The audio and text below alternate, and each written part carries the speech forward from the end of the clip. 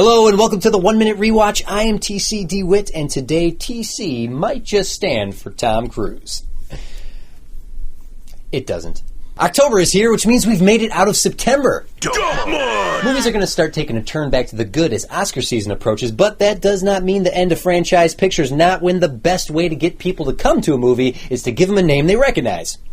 And of the few celebrities that still have a draw based strictly on their name, there is one that has been tried and true for over 30 years, despite weird religious beliefs and odd romantic gestures and running his ass off in every single movie he makes. And really, that's it. I mean, he's not like Mel Gibson crazy. You know, Tom Cruise is one of the last true blue Hollywood superstars. This month sees the release of Jack Reacher, Tomorrow Never Dies, and Jack Reacher, Rogue Nation, Jack Reacher Into Darkness.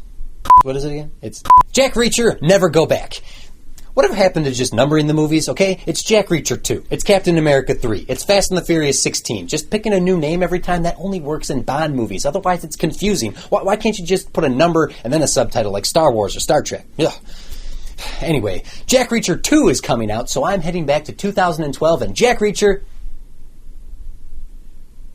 That's it. There's no subtitle. It's just Jack Reacher.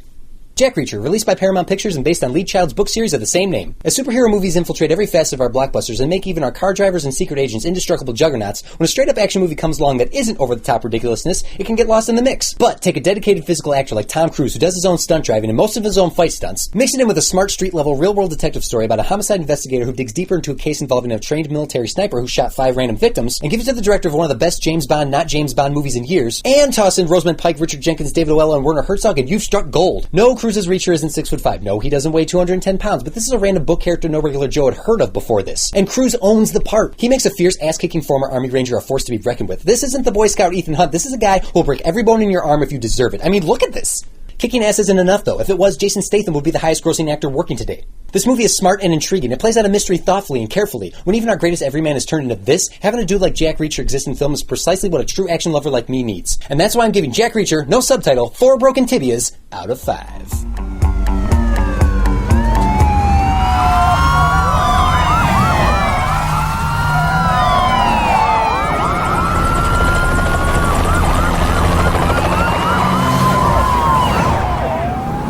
Of course, as always, I'm interested to hear what you guys have to say. If you have any thoughts or feelings about Jack Reacher or Tom Cruise, let me know in the comments below. Or if you want to see me review something in the future. And since you're here, hit like, hit subscribe, check out all the cool content we have here at the BitLife Show. And if you want to hear me talk at length about movies, I have a weekly podcast that's available on iTunes called The Rewatchmen. This month we're looking at political films leading up to this election and having some discussion. And, I mean, when has a discussion about politics ever led to an argument, right?